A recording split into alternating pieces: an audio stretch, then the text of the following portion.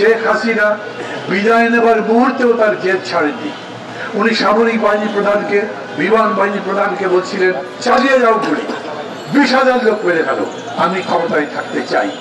এত বড় লড়াই হলো। এই লড়াইকে যদি আমরা কেবল মনে করি যে এটা সরকার বদলের লড়াই, একটা সরকার যাবে, ভোট হবে, আর একটা সরকার আসবে এবং চলতে থাকবে, না। আমরা যারা রাজনৈতিক দলগুলো এই আন্দোলন শুরু থেকে গড়ে তোলবার চেষ্টা করেছি, মানুষের অভাব অভিযোগের কথা শুনেছি, কর্মসূচি পালন করেছি, তারা বলেছি আমরা কেবল সরকার বদলের আন্দোলন করছি না, আমরা দেশ বদলের আন্দোলন করছি, আমরা প্রশাসন বদলের আন্দোলন করছি, আমরা রাষ্ট্রটা বদলে দিতে চাই। এবং এই বদল মানুষের জন্ম থেকে, মানে দোলনা থেকে কবর পর্যন্ত একটা সুন্দর জীবন প্রতিটি নাগরিকের জন্য যাতে গড়ে তোলা যায় তার লড়াই করছি। এবং এই কারণেই আমি বিশেষত প্রথমত শিক্ষার্থীদের ধন্যবাদ দিই, আজকে এখানে যারা দাঁড়িয়েছেন তাদের ধন্যবাদ দিই।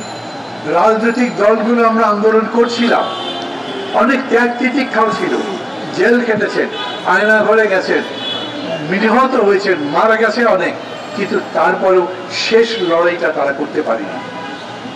শেষ লড়াইয়ের জন্য যৌবন দরকার, শেষ লড়াইয়ের জন্য তারুণ্য দরকার, শেষ লড়াইয়ের জন্য স্পর্ধা দরকার।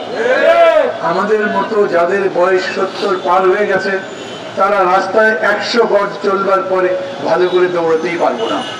পুলিশ যদি তাড়া দেয়, তাই আমাদের নেতা কর্মী সবাই মিলে নেতাকে বাঁচাবে কেমনে সেই চেষ্টা করে। কিন্তু এইবার ওই যে চুকাদ্দের কবিতা একটা ছিল না, সাবাস বাংলাদেশ, এ পৃথিবী অবাক তাকিয়ে রয়, জ্বলে পুড়ে মরে সরকার তবু মাথারও আবার নয়।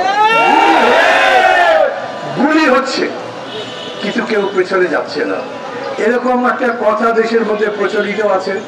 শেখ হাসিনা বিদায় নেবার মুহূর্তেও তার জেদ ছাড়েননি। উনি সামরিক বাহিনী প্রধানকে, বিমান বাহিনী প্রধানকে বলছিলেন, চালিয়ে যাও গুলি, 20,000 লোক মেরে ফেলো, আমি ক্ষমতায় থাকতে চাই। ওরা বলেছেন এই কথাটাই গুরুত্বপূর্ণ, বলে মেরে করবো কি, একটা মারলে আর একটা দাঁড়ায়, কতগুলো মারবো, এই মেরে কিছু হবে না।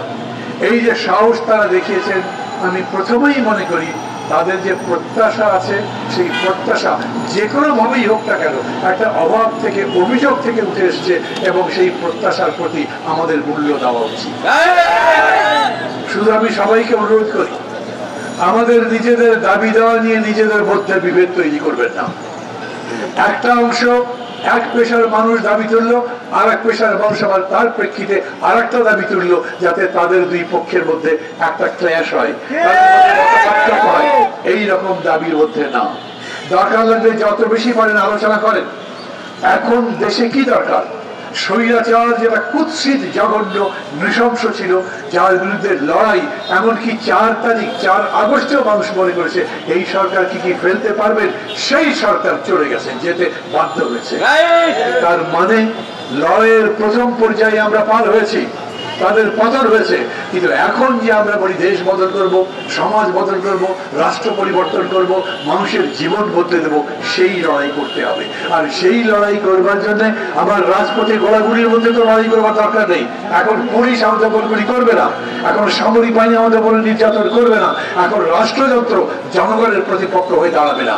এটাই হবার কথা। আর তাই যদি হয়, তাহলে আমাদের নিজেদের মধ্যে যত বেশি সম্ভব ডিসকোর্স লাগবে, কথাবার্তা বলতে হবে, নিজেদের পরস্পরকে বোঝার চেষ্টা করব, এবং তার মধ্যে দিয়ে সম্মিলিত শক্তির মাধ্যমে আমরা এই লড়াইটা করবার চেষ্টা করব।